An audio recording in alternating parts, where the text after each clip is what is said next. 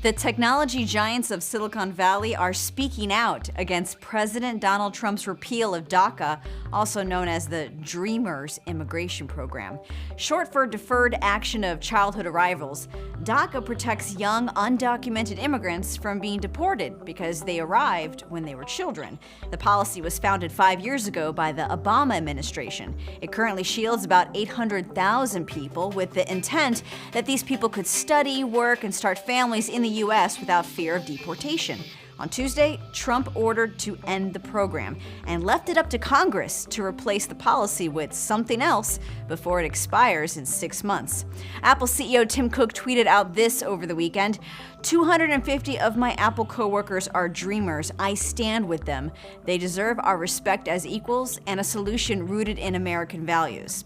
Last week, Apple joined voices with more than 500 tech companies, including Amazon, Facebook, and Alphabet's Google, sending a joint letter addressed to President Trump asking him not to repeal the DACA plan.